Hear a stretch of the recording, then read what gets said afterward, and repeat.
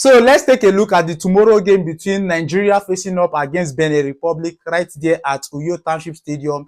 And this is the last game for the World Cup qualification as it stands right now for the African continent. Now, looking at this particular fixture, this is the match that will actually determine if we are going to qualify or not as it stands right now.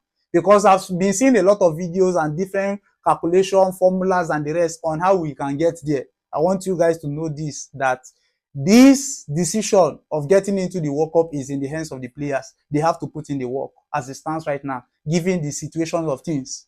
You understand?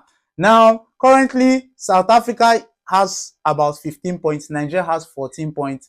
Then, what they call them, Benin Republic has 17 points as it stands right now in this particular group.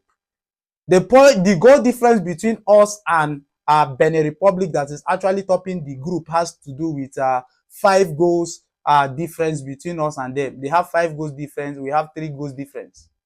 So if we look at these metrics, all we have to do facing up against this Benin team on a normal day is just 1-0. By scoring 1-0, both Nigeria and Benin Republic will have +4 goals difference respectively. But this is solely dependent on the performance of South Africa facing up against Rwanda. So if South Africa eventually draw that match or eventually lose that match and we win that match by 1-0, is a plus to us to do what? To qualify, because we have equal goal difference. Now looking at goals for, that is who scored more goals. We have more goals than this what they call it, the Benin team in terms of goals scored. So based on goals scored, we qualify. But if you are to not putting our eggs in one basket, as I said earlier, not putting our eggs in one basket, which is not actually visible. We scoring Benin Republic like 4 goals. What is the probability of we scoring 4 goals against Benin Republic? This is the question we need to ask ourselves. So if we need to face up against this Benin Republic and to be very safe, we need to score a lot of goals, because we don't know, we can't actually say that South Africa is going to draw against Rwanda or South Africa is going to lose against Rwanda. We shouldn't put our fate in the hands of Rwanda. I get me. They have nothing to fight for as it stands right now.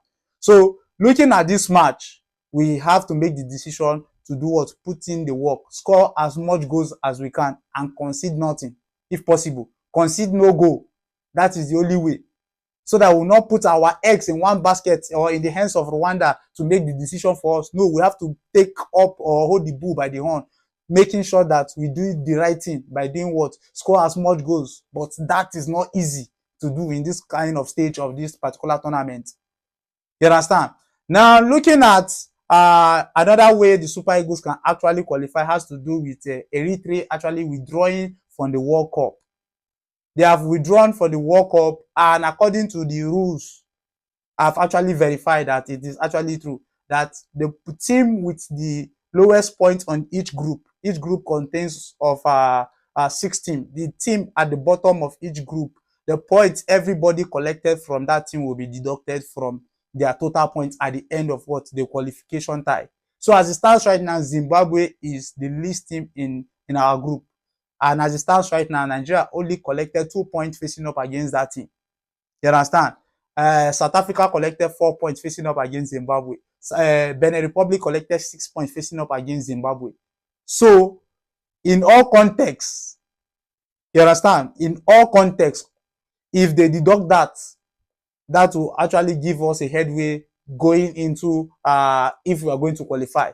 But before we put our eggs in that basket, or before we say, I don't know, we have to do what? Make sure facing up against Benin, we do our own part by not narrowing down our chances of qualification to just one particular metrics or one way to actually qualify. Make sure you score goals if possible. Score as much goals as you can, and make sure you concede no goals. You understand? Goals difference is very, very important.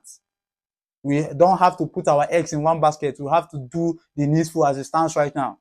And looking at that particular match, we also want to seek for what? Security of the stadium.